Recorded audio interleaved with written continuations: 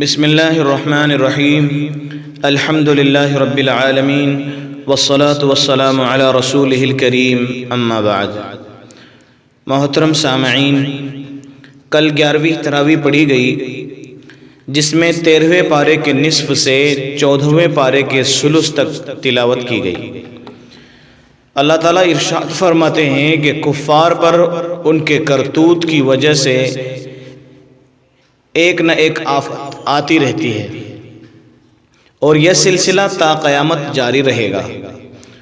منکرین بڑی چالیں چلا کرتے ہیں، لیکن اصل فیصلے کی تدبیر اللہ کے ہاتھ میں ہے اور اسے حساب لیتے کچھ دیر نہیں لگتی۔ سورہ رعد کے بعد سورہ ابراہیم شروع ہوتی ہے۔ اس سورت کا آغاز بھی قرآن سے ہوا کہ قرآن ایک کتاب ہے جس کو ہم نے آپ پر نازل فرمایا تاکہ آپ تمام لوگوں کو ان کے پروردگار کے حکم سے کفر کی تاریکیوں سے نکال کر ایمان اور ہدایت کی روشنی کی طرف لے آئے۔ ارشاد باری تعالی ہے، کتاب انزلناہ الیک لتخرج الناس من الظلمات الی النور۔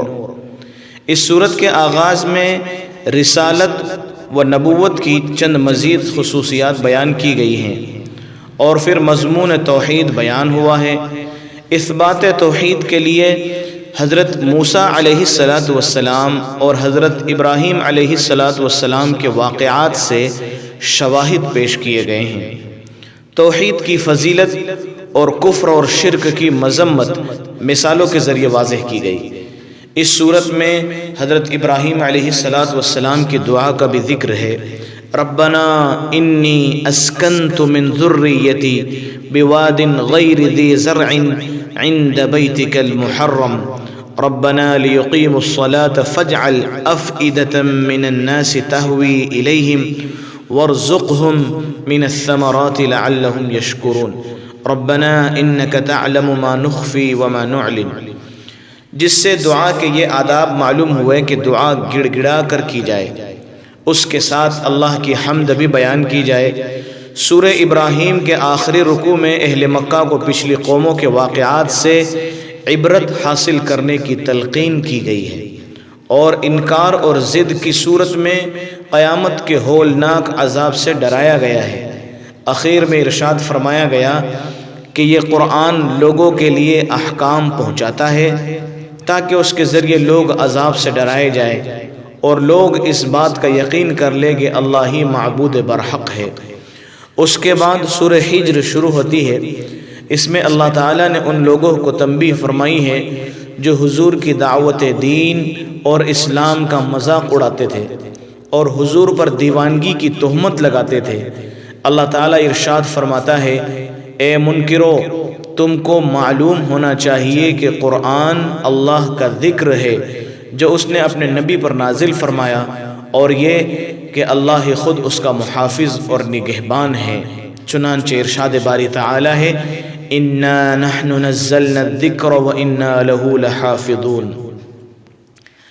اللہ تعالیٰ حضور اکرم صلی اللہ علیہ وسلم کو تسلی دیتے ہیں کہ آپ منکرین کی باتوں سے دل برداشتہ نہ ہو اور ان کی دھمکیوں کا مطلق اثر نہ لے۔ جو لوگ بہکے ہوئے ہیں وہ ابلیس کے پیروکار ہیں اور وہ جہنمی ٹھہریں گے۔ اے نبی، لوگوں سے کہہ دو کہ اللہ رحیم ہے اور درگزر فرمانے والا ہے، لیکن ساتھ میں اس کا عذاب سخت اور دردناک بھی ہے۔ اللہ ارشاد فرماتا ہے، اے نبی، ہمیں معلوم ہے کہ آپ کو کفار مکہ کی باتیں سخت ناگوار گزرتی ہیں اور آپ کے لیے تکلیف کا باعث ہوتی ہیں۔ وَلَقَدْ نَعْلَمُ أَنَّكَ يَضِيقُ صَدْرُكَ بِمَا يَقُولُونَ، اس کا مداوع یہ ہے کہ آپ اپنے رب کی حمد میں مشغول رہیے اور تا حیات اسی کی عبادت اور بندگی میں وقت گزارے۔ وَاعْبُدْ رَبَّكَ حَتَّى يَأْتِيَكَ الْيَقِينُ۔ اس کے بعد سورہ نحل شروع ہوتی ہے۔ اللہ تعالیٰ ارشاد فرماتا ہے، اتا امر اللہ فلا تستعجلوہ سبحانہ وتعالی عما یشرکون۔ اللہ کا حکم آ چکا، تم جلدی نہ مچاؤ، اللہ کی ذات پاک ہے، تمہارے شرک سے بہت بالا و برتر ہے۔ نادانوں، تم عذاب کا تقاضا کر رہے ہو، یاد رکھو وہ وقت اب دور نہیں جب تم اپنی سرکشی اور بدعملی کی سزا پاؤ گے۔ تم ناشکر گزار ہو حالانکہ تم اپنے رب کی نعمتوں کو اپنی آنکھوں سے دیکھتے ہو۔ اس نے تمہارے آرام کے لیے اور تمہاری بار برداری کے لیے طرح طرح کی چیزیں اور جانور پیدا فرمائے ہیں۔ غور کرنے والوں کے لیے ان میں اللہ کی بڑی نشانیاں ہیں۔ اے مشرکو، ذرا گھوم پھر کر دیکھو کہ جھٹلانے والوں کا انجام کیا ہوا اور ان کی بستیاں کس طرح اللہ نے الٹ کر رکھ دی۔ اللہ جب کسی چیز کو کرنا چاہتا ہے تو کہتا ہے کہ ہو جا تو وہ ہو جاتی ہے۔ فَسِيرُوا فِي الْأَرْضِ فَانْظُرُوا كَيْفَ كَانَ عَاقِبَةُ الْمُكَذِّبِينَ۔ اس کے بعد اللہ تعالیٰ بیٹیوں کے ساتھ بدسلوکی کے بارے میں مشرکوں کو تنبیہ فرماتا ہے کہ جب بیٹی پیدا ہوتی ہے تو ذلت محسوس کرتے ہو اور مارے شرم کے اس کو دفن کرتے ہو۔ وَإِذَا بُشِّرَ أَحَدُهُمْ بِالْأُنْثَى ظَلَّ وَجْهُهُ مُسْوَدًّا وَهُوَ كَظِيمٌ۔ اس کے بعد آسمان سے پانی برسانے، زمین کو ہرا بھرا کرنے، چوپایوں کو پیدا کرنے کا ذکر ہے۔ کس طرح ان کے پیٹ کی چیزوں یعنی گوبر اور لہو کے بیچ سے صاف ستھرا اور خوشگوار دودھ پینے والوں کے لیے اللہ تعالیٰ مہیا فرماتے ہیں۔ ارشاد باری تعالیٰ ہے نسقیکم مما فی بطونہ من بین فرث ودم لبنا خالصا سائغا للشاربین۔ پھر مختلف پھل اور عمدہ کھانے کی چیزیں پیدا کرنے کا ذکر ہے، اور پھر شہد کی مکھی کا پہاڑوں اور درختوں میں چھتے لگانے اور ان سے شہد نکالنے کا ذکر ہے، جس شہد کے متعلق قرآن کہتا ہے فیہ شفاء للناس، کہ لوگوں کے لیے شہد میں شفا ہے۔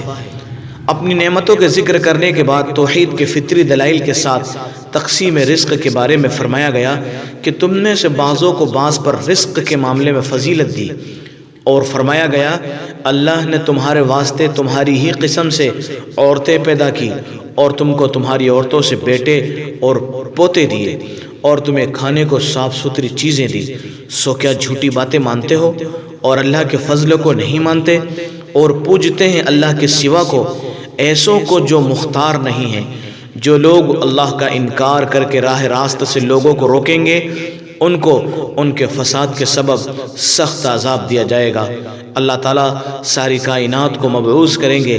یہ قرآن پاک ہر چیز کو بیان کرتا ہے تو سامان ہدایت بھی ہے، وہ حجت بھی ہے اور مسلمانوں کے لیے خوشخبری بھی ہے۔ اللہ پاک ہمیں نعمتوں کا استحضار نصیب فرما کر عقید توحید میں پختگی نصیب فرمائے، آمین۔ وآخر دعوانا الحمد للہ رب العالمین۔